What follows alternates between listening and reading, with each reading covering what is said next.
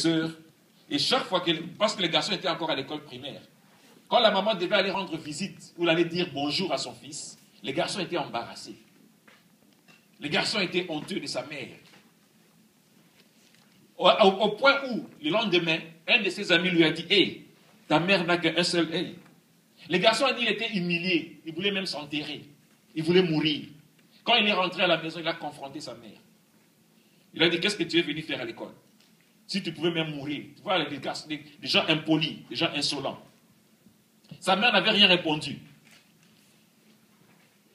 Parce que les garçons n'avaient pas eu le temps de réfléchir juste une minute à ce qu'il disait. Il était inconscient de ses sentiments. Il voulait juste sortir de cette maison-là, de cette honte qu'il était en train de vivre de sa mère.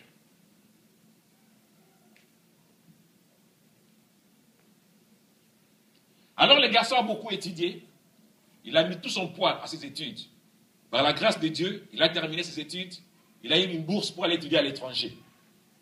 Après avoir terminé à l'étranger, il s'est marié. Il est rentré au pays. Il a acheté une maison. Il a trouvé un bon travail. Il était très bien avec sa femme, avec son confort, avec ses enfants. Ils ont eu des enfants sûrement. Alors un jour, la maman a décidé de venir les rendre visite. Parce que la maman n'avait pas vu ses grands-petits-enfants pendant longtemps. Alors elle a dit non, je vais quand même aller rendre visite à mon fils et à la famille de mon fils. Quand la maman est arrivée là-bas, juste à la porte, les enfants ont commencé à se moquer de la maman. Et ils regardaient cette femme-là avec un seul œil. Le garçon était dans la maison, il est sorti. Il a gueulé dans sa mère. Il dit, qu'est-ce que tu es venu faire ici? Tu es venu pour intimider mes enfants. Il a chassé, il dit, sors d'ici maintenant. La maman a juste répondu, oh, je m'excuse. J'étais dans une mauvaise adresse. Je suis désolé. Excusez-moi. La maman est partie. Quand la maman était partie, elle a trouvé la mort. Alléluia. Elle a trouvé la mort. Mais pendant ce temps, le garçon avait reçu une invitation d'une réunion des anciens de l'école qui devaient aller assister. Et la maman, comme elle préparait pour cette école-là, donc tout le monde savait que la maman était morte. Les garçons ne savaient pas, parce qu'ils ne s'intéressaient pas à sa mère. Les garçons étaient allés à la réunion. D'abord, il a menti à sa femme, il a dit que je voyage pour une affaire, business, une affaire. Il est parti à la réunion. Après la réunion, il a dit, ok, je vais quand même aller dire bonjour à ma mère. Quand il est arrivé là-bas, là où la maman habitait, la porte était fermée. Les voisins lui ont dit que ta mère est déjà morte. Ça fait longtemps. Mais elle avait laissé une lettre pour toi. On lui a remis la lettre. Ce qu'elle avait écrit dans la lettre, c'est ceci. Mon cher fils, je pense à toi tout le temps. Je suis désolé que je sois venu à ta maison et que tes enfants étaient effrayés. J'étais tellement heureuse quand j'ai entendu que tu venais à la réunion de l'école. Mais je ne peux pas être en mesure de bien sortir, de mon lit pour te voir. Je suis désolé que je fisse un embarras constant à toi et à tous tes enfants. Mais tu sais, quand tu étais encore petit enfant, tu as eu un accident. Et pendant cet accident-là, tu avais perdu un œil. Mais comme une mère, avec amour, je ne pouvais pas supporter voir mon fils grandir avec un seul œil, je t'ai donné le mien. J'étais tellement fier de voir que mon fils pouvait encore voir le monde à ma place. Avec tout mon amour sur toi, ta mère. Les garçons, quand il a eu la lettre, il a pleuré. Il a pleuré. C'était déjà trop tard. La maman était déjà partie. Quelle était la leçon de cette petite histoire? Ne jamais négliger vos parents. Il y a un secret que vous avez, que les parents savent. Et ce que je vais prêcher aujourd'hui, ce matin, par la grâce de Dieu, ce sera les clés du royaume des cieux. Mais avant cela, prenons notre speech. J'aime ma Bible. J'aime ma Bible. J'aime ma Bible. J'aime ma Bible. Parce qu'elle me révèle la pensée de Dieu. Parce que je me révèle la pensée de Dieu. Elle me montre le chemin du salut. Elle me montre le chemin du salut. Elle me rend sage. Elle me rend sage. Elle me dit qui je suis. Elle me dit qui je suis. Je crois à ma Bible. Je crois à ma Bible. Parce que je veux être sauvé par elle. Parce que je veux sauver par elle. J'obéis à ma Bible. J'obéis à ma Bible. Parce que je veux mener une vie sainte et pure. Parce que je veux mener une sainte et pure. Ma Bible illumine mon esprit. Ma Bible illumine mon esprit. Elle encourage et nourrit mon âme. Encourage mon éveil. J'aime ma Bible. J'aime J'aime ma ma vie. Bible. J'aime ma vie. J'aime ma Bible. Je vous ai dit que je veux parler ce matin des clés. Les clés du royaume des cieux. Je suis dans Matthieu chapitre 16, le verset 19. Matthieu chapitre 16, le verset 19. Matthieu chapitre 16, c'est le premier livre du Nouveau Testament. Chapitre 16, le verset 19. Je lis. Je te donnerai les clés du royaume des cieux. Ce que tu lieras sur la terre sera lié dans les cieux. Et ce que tu délieras sur la terre sera délié dans les cieux. Ça, c'est Jésus-Christ qui parlait à qui? À Pierre. Jésus-Christ parlait à Pierre. Après avoir posé la question à ses disciples, qui dites-vous que je suis? Il n'y a que Pierre qui était capable de répondre à cette question-là. Et que Jésus-Christ lui avait dit, si vous remontez au verset 15, c'est toujours du livre de Matthieu chapitre 16. Si vous remontez au livre de Matthieu 16, sur au verset 15, il dit, et vous dites, qui vous dites que je suis? Simon Pierre répondit, tu es le Christ, le Fils de Dieu vivant. Alors, à 17, il a dit que tu es heureux. Regardez bien, il dit Simon, fils de Jonas. Car ce ne sont pas la chair et le sang qui t'ont révélé cela, mais c'est mon Père qui est dans les cieux. Il a appelé d'abord Simon. Pourquoi? Parce que son nom c'est Simon, quand il était encore pêcheur de poissons. Quand il pêchait encore le poisson, on l'appelait qui? Simon. Mais ses origines c'est quoi? C'est le fils de Jonas. C'est le nom de son père, Jonas. C'est ça ses origines. Et après il a dit que tu es Pierre. Ça veut dire que maintenant tu es gagneur d'âme. Tu n'es plus pêcheur de poissons, mais maintenant tu es pêcheur des hommes, pêcheur des âmes. Et alors au 18 il a dit, et moi je te dis que tu es Pierre, et que sur cette pierre je bâtirai mon église. Dans la version anglaise on dit sur cette roc, on dit sur cette pierre. Une roc, sur un roc, une roc c'est une pierre massive, qu'on ne peut pas le bouger n'importe comment. Ce n'est pas avec un seul doigt où on réunit dans toute la ville de Saskatoon ou le Canada pour bouger un roc. Non. Un roc, c'est quelque chose qui est planté, qui est massif, qui est solide. Il ne peut pas être ébranlé. Mais pour que tu puisses être un roc ou une pierre, tu dois d'abord être un gagneur d'âme. Alléluia. Pour que tu passes, donc tu arrives à ce stade-là d'être une pierre, tu dois d'abord passer par être un gagneur d'âme. C'est pourquoi Christ avait rappelé à Pierre, à Simon Pierre, ses origines, là où il venait. Et il lui a dit que là où tu es arrivé, voilà comment tu es arrivé là-bas. Mais si nous lisons Matthieu chapitre 10, le verset 7 et le verset 8. Matthieu chapitre 10, le verset 7 et le verset 8. La Bible nous dit, Matthieu chapitre 10, le verset 7 et 8, la Bible nous dit, allez, prêchez. Et dites, le royaume des cieux est proche. Guérissez les malades, ressuscitez des morts, purifiez les lépreux, chassez les démons. Vous avez reçu gratuitement, donnez gratuitement.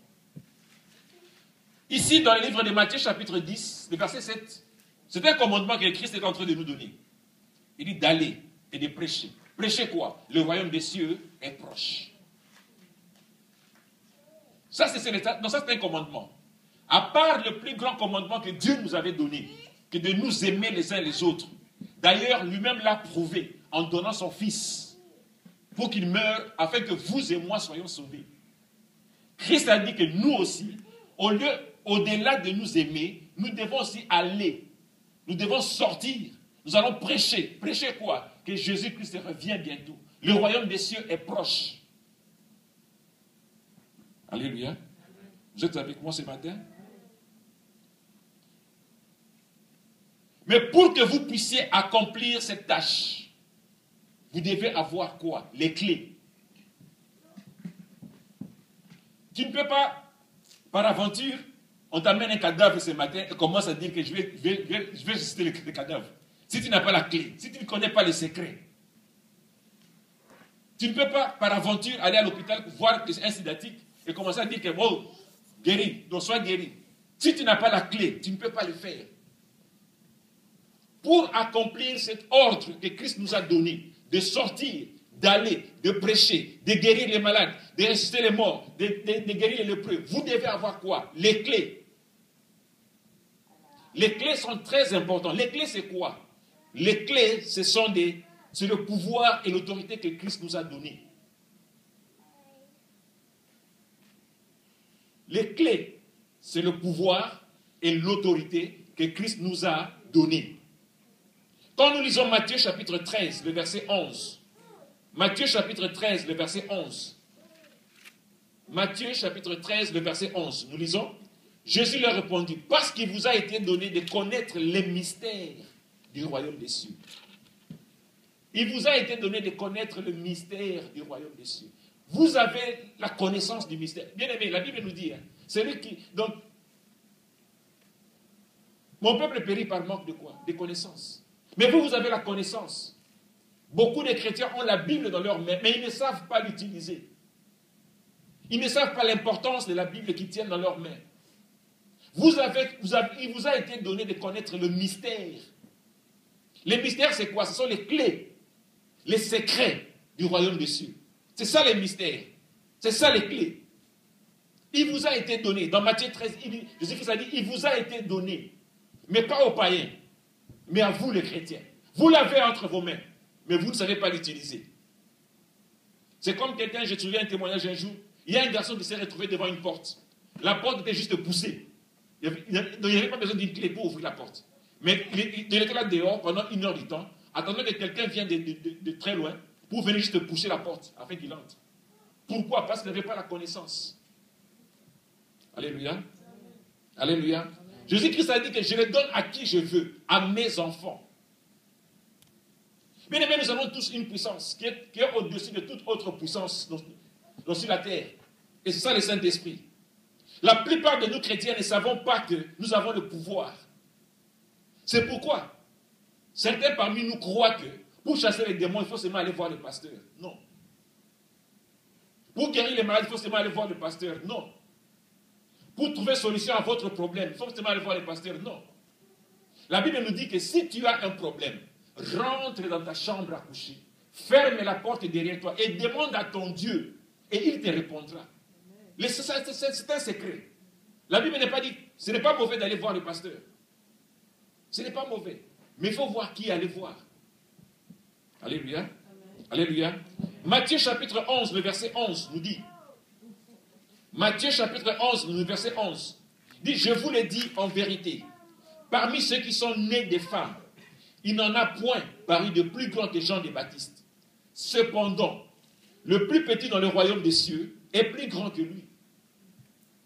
Mais est-ce que vous avez le temps de vous asseoir un tout petit peu et méditer un peu sur ce passage biblique? Il dit que le plus petit dans le royaume des cieux est plus grand que Jean le Baptiste. Vous savez, avant l'arrivée de Christ, le plus grand prophète connu était Jean-Baptiste. Pourquoi? Parce qu'il prêchait la repentance. Alléluia. Il prêchait quoi? La repentance. Il était limité à la repentance. Dites-moi, ou donnez-moi les passages bibliques que Jean-Baptiste avait guéri un malade. Est-ce que Jean-Baptiste avait ressuscité un mort? Je ne sais pas. Peut-être que je me trompe. Je peux aussi me tromper, je suis un homme. En fait, je suis un étudiant. Je suis encore un enfant comme vous. Mais à ma connaissance, le ministère de Jean le Baptiste était juste limité à la repentance. C'est pourquoi on le voyait un très grand prophète. Mais Christ lui dit que vous êtes plus grand que Jean le Baptiste. Pourquoi? Quand nous lisons Matthieu chapitre 13, le verset 11, qui dit, non, Matthieu chapitre 10, le verset 7 à 8, il dit, allez, prêchez, dites que le royaume des cieux est proche. Là, quand vous vous arrêtez là-bas, vous faites le ministère de Jean le Baptiste. Vous êtes derrière lui. Mais maintenant, il ajoute sur le ministère de Jean le Baptiste, guérissez les malades, ressusciter les morts, purifier les lépreux, chasser les démons. N'est-ce pas que vous êtes plus grand que Jean le Baptiste? Parce que vous allez faire ce que Jean-Baptiste a fait, mais au-delà de cela, vous allez encore ajouter autre chose que ce que Jean-Baptiste n'a pas fait. Alléluia. Quelqu'un va me poser la question de savoir, mais pasteur, qu'est-ce que tu dis? je dis exactement ceci. Jean-Baptiste a prêché au monde de se repentir, car le royaume des cieux était proche. Mais vous, il vous a été ordonné de prêcher la repentance, parce que Jésus-Christ vient bientôt, c'est-à-dire que le royaume des cieux est proche, et en plus de cela, de guérir les malades, de ressusciter les morts, de purifier les lépreux, de chasser les démons. Ce qui n'a pas été donné à Jean le Baptiste. Donc vous êtes plus grand que Jean le Baptiste. Alléluia. Pourquoi tout ceci? Parce que dans Jean 14, le verset 12, Jean chapitre 14, le verset 12, la Bible nous dit, ça c'est Jésus-Christ qui parle, Jean chapitre 14, le verset 12, en vérité, je vous le dis, celui qui croit en moi fera aussi les œuvres que je fais, et il en fera de plus grandes, parce que je m'en vais au Père. Donc si vous croyez en Christ, vous êtes capable de faire ce que Christ a fait. Mais vous êtes aussi capable de faire plus que ce que Christ a fait. Alléluia. Si vous croyez en Christ, vous ferez les œuvres que Christ a fait. Il a guéri les malades, il a ressuscité les morts. C'est bien. Mais si nous lisons Actes chapitre 5, les versets 14 à 16, Actes 5, 14 à 16, nous connaissons tous l'histoire de Pierre. Pierre, c'est son ombre à lui. Quand il passait, son ombre à lui guérissait les malades. Son ombre seulement guérissait les malades. Au fait, après sa mort, ses os ont ressuscité un mort. C'est ce que Christ n'a pas fait après sa mort, mais il l'a fait avant sa mort. Alléluia. N'est-ce pas que vous êtes plus grand que Christ? Alléluia. Les clés sont des secrets. Ce sont des mystères du royaume des cieux. Comme le dit dans Matthieu chapitre 13, le verset 11. Il dit parce qu'il vous a été donné de connaître les mystères. Il vous a été donné de connaître le secret du royaume. Et ce secret, c'est la puissance de la parole de Dieu. Ce sont les manifestations même de la parole de Dieu. Ou les manifestations même du Saint-Esprit. C'est ce que les païens n'ont pas, ou ne comprennent pas. Mais regardez ce qui a été donné à Christ. Lisons ensemble Ésaïe 22, 22. Ésaïe chapitre 22, le verset 22. Il vous a été donné les clés. Mais à Christ, qu'est-ce qu'il a été donné? La clé. Ésaïe chapitre 22, le verset 22. Vous y êtes? Ésaïe chapitre 22, le verset 22. Je lis. Ou nous lisons ensemble. On peut lire ensemble. Vous y êtes? Ésaïe chapitre 22, le verset 22. 1, 2, 3. Go. Je mettrai sur son épaule la clé de la maison de David. Quand il ouvrira, nul ne fermera. Et quand il fermera, nul n'ouvrira. Amen. Qu'est-ce qui a été donné à Christ? La clé. C'est une seule clé. Mais à vous, qu'est-ce qui vous a été donné? Les clés. Plusieurs clés. C'est au pluriel. Mais à Christ, il a été donné une seule clé. Et quand Christ devait vous transmettre cela, Christ vous a donné les clés au pluriel. Il vous a donné plusieurs. Il vous a donné les pouvoirs, les autorités, tout. Il vous a donné cela. Matthieu 16, le verset 19, nous dit que Christ nous a donné quoi? Les clés. C'est-à-dire qu'il y avait plusieurs clés. Avec ce que vous avez, mes bien-aimés, tout ce que vous lierez sur la terre sera lié dans les ciels. Et tout ce que vous délierez sur la terre sera délié dans les ciels. Donc vous avez le pouvoir, vous avez les clés, vous avez les secrets. C'est à vous maintenant de les mettre en pratique. Je vous ai dit qu'un garçon devait se tenir debout devant une porte pendant 1 heure du temps, avec le foie de Saskatoon. Parce qu'il ne savait pas, qu'il n'avait pas besoin d'une clé pour entrer dans la maison. Il était là debout. Peuple périt par manque de connaissance. Cette fois-ci, il y a encore, nous lisons dans Apocalypse chapitre 3, le verset 7. Apocalypse chapitre 3, le verset 7, il parle de la même chose que Ésaïe 22. Apocalypse 3, 7 parle de la même chose que Ésaïe 22. Mais cette fois-ci, il s'adresse à une église, à l'église de Philadelphie. Il a dit que voici ce que dit le Saint, le véritable, celui qui a la clé de David. Apocalypse 3, le verset 7. Celui qui a la clé de David. Celui qui ouvre et personne ne ferme. Et celui qui ferme, personne ne peut ouvrir. Cette fois-ci, mes bien-aimés, il a parlé d'une église. l'église de Philadelphie. C'est à propos de Christ, la clé de David. On ne va pas entrer en détail dans tout cela.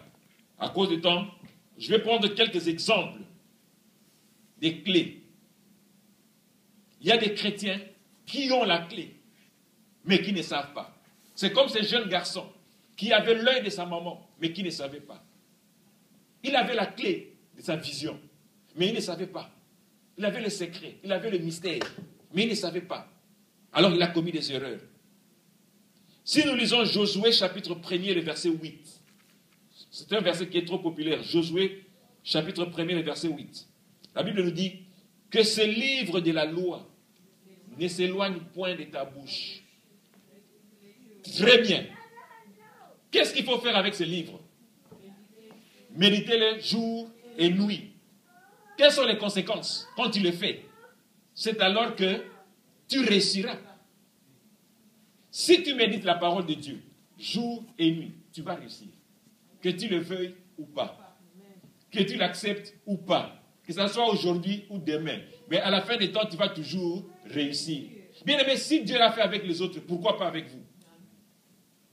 Si les autres ont réussi dans cette voie-là, pourquoi pas aussi vous essayez la même voie? Il dit que ce livre de la loi ne s'éloigne point de ta bouche. Nous les chrétiens, qu'est-ce que nous faisons? Quand nous sortons d'ici, allez, Ndombolo, Kofi Olomide, vous le connaissez, c'est un musicien congolais. Dans la musique, dans la voix, tu dis, kou. Il joue de la musique mondaine. Mais il vient de l'église. Il vient d'écouter la parole de Dieu. Le diable est venu juste retirer ce que vous avez reçu comme bénédiction. C'est ça. Le diable vient, il est venu retirer ce que vous avez reçu comme bénédiction. Et vous aviez la clé, mais vous ne saviez pas. Vous avez les secrets. Vous ne saviez pas. Lisons dans Luc chapitre 10, le verset 19. Luc chapitre 10, le verset 19. Dit que je vous ai donné le pouvoir de marcher sur le scorpion et sur le serpent. Je vous ai donné quoi? Le pouvoir. Vous avez le pouvoir. Mais pourquoi courir vers les autres? Vous avez le pouvoir de marcher sur le scorpion. Chaque fois quand il y a un petit scorpion ici, même au travail, il y a une fille avec qui je travaille, elle a tellement peur des scorpions. C'est une Canadienne. Quand il me voit, quand il voit les scorpions qui arrivent, elle me vient. Comment quand je dis qu'il m'a donné le pouvoir, je mets seulement ceci, je mets dessus. Je ne le tue pas, je marche dessus. Parce qu'il m'a donné le pouvoir de marcher sur lui. Moi, je ne le tue pas, je marche. S'il meurt, c'est son problème. Alléluia. Bon, alors dans Ésaïe chapitre 1er, le verset 19. Nous allons très bientôt terminer, ne vous en faites pas. Ésaïe chapitre 1er, le verset 19. Il dit que si vous êtes obéissants et dociles, ça ce sont des secrets que je vous montre. Je vais donner juste 5 secrets. Les restes, vous pouvez les lire à la maison. Si vous êtes obéissants et dociles, qu'est-ce que vous allez faire? Vous allez manger quoi? La meilleure production du pays. Si vous êtes obéissants et dociles, obéissants à quoi? À la parole de Dieu. Pas à moi. Vous pouvez me moquer du respect, ce n'est pas un problème. Je m'en fous. Mais ne manquez pas la parole de Dieu du respect. Surtout que quand on vous appelle frère ou sœur. Vous savez que les gens vous appellent ce que vous êtes. Alléluia. Amen. Les gens vous appellent ce que vous êtes. Si quelqu'un aujourd'hui t'est tapé par la tête et dit, hé toi, c'est que tu es comme ça. Mais quand quelqu'un vient dire frère, c'est que tu es aussi un frère. Il dit, hé sœur, excusez-moi, pasteur, excusez-moi. Mais quand quelqu'un vient dire, ah, quand tu dis même ce frère, il dit, qui? Celui-là, un frère. C'est ce que tu es. Mais obéissons à la parole de Dieu. Que nous dit la parole de Dieu? En tant que chrétien, en tant que fils de Dieu, en tant qu'enfant de Dieu. Que nous dit la parole de Dieu? Si tu es obéissant et docile, tu mangeras les meilleurs fruits, les meilleures productions du pays. Romains chapitre 8, le verset 1er. Romains chapitre 8, le verset 1er. Romains chapitre 8, le verset 1er. Vous y êtes? Il nous dit qu'il n'y a donc maintenant aucune condamnation pour ceux qui sont en Jésus-Christ. Alléluia. Alléluia. Il n'y a donc aucune condamnation. Mais pourquoi est-ce que vous murmurez? Pourquoi est-ce que vous vous condamnez vous-même? Qui vous a condamné?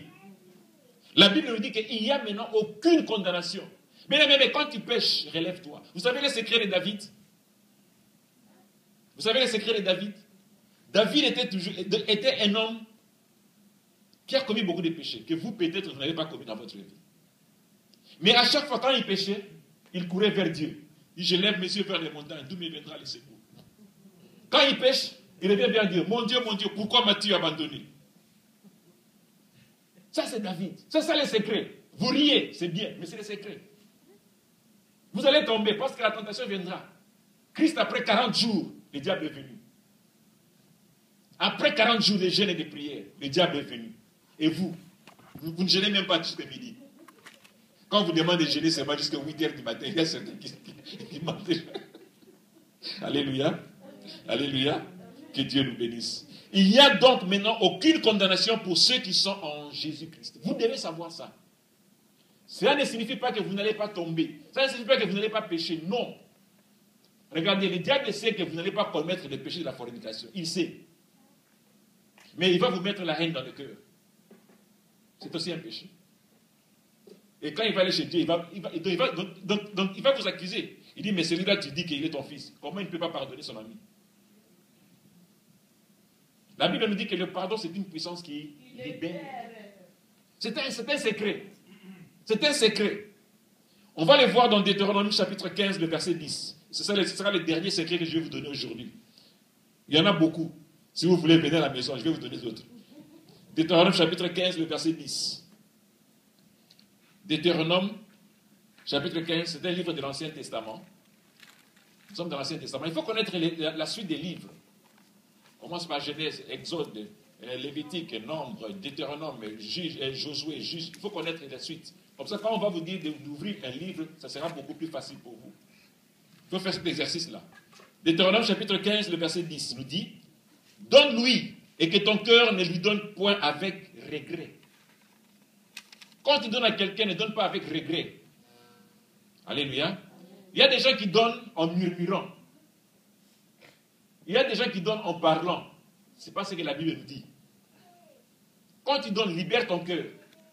Donne. Si tu veux donner, tu donnes. Si tu ne veux pas, tu dis non. Tu es libre. Personne ne va te forcer. Si tu veux m'appeler, appelle-moi. Si tu ne veux pas, reste. Viens manger, je viens. Ne viens pas manger, je ne viens pas. Alléluia. Ça, c'est un secret. Le diable sait que vous n'allez pas commettre des grands péchés comme aller tuer. Il sait. Vous n'allez pas commettre, on ne va jamais vous trouver dans une boîte en train de chercher des prostituées. Non. Le diable sait. Mais il va mettre des petites choses dans vos cœurs pour que vous puissiez tomber, pour qu'il puisse avoir des raisons à pouvoir vous accuser. Mais si vous connaissez le secret, si vous connaissez les clés que vous avez, la puissance, l'autorité que vous avez sur lui, vous allez marcher sur lui. Et rien ne va vous faire du mal. Alléluia. Amen. Nous avons reçu les clés. Quand Christ a reçu juste la clé, c'est une grande différence. Et si vous comprenez cela, mes bien-aimés, votre vie va changer. Amen. S'il l'a fait avec les autres, pourquoi pas vous?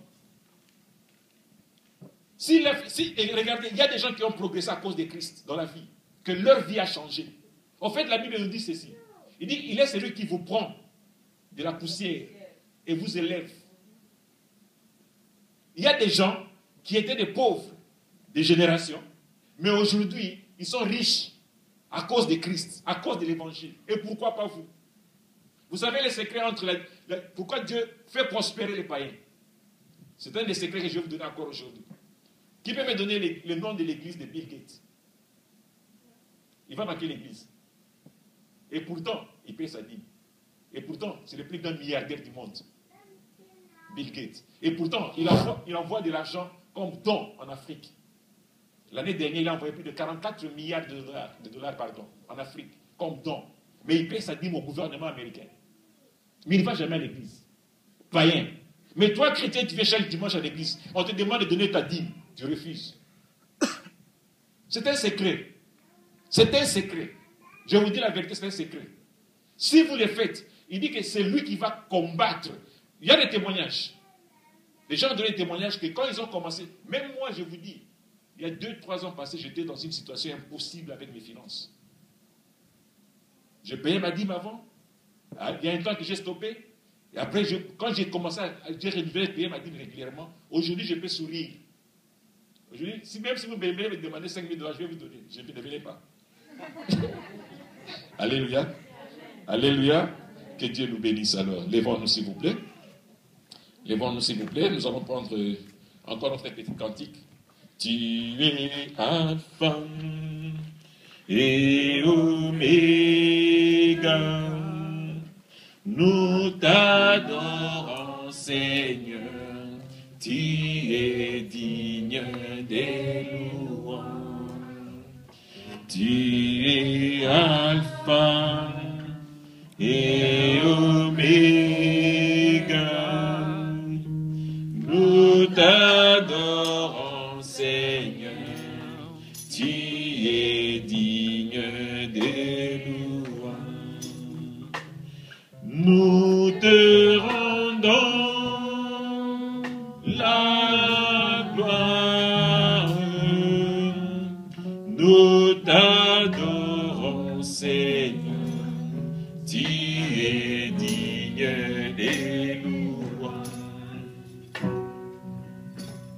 Merci Seigneur. Merci mon Dieu. Merci éternel Dieu, miséricordieux Papa. Tendre Père, nous te rendons encore toute la gloire ce matin. Nous te rendons encore l'honneur. Nous te rendons encore l'adoration. Merci encore une fois pour ta parole de ce matin, Seigneur. Merci de nous avoir encore rappelé notre pouvoir et notre autorité, Papa de gloire, sur ce monde, Seigneur de les armées. Nous te disons encore merci, Seigneur. Merci, Papa de gloire, parce que tu viens encore de nous toucher encore ce matin, Seigneur du Tout-Puissant. Nous t'exaltons, mon Dieu, mon roi. Papa, accompagne-nous encore pendant cette semaine, Seigneur de les armées. Sois encore notre Dieu. Protège-nous encore pendant cette semaine.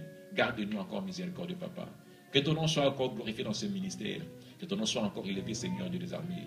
Sois loué, sois exalté, sois magnifié. C'est au nom puissant de Jésus-Christ que nous avons ainsi prié. Amen. Amen. Amen.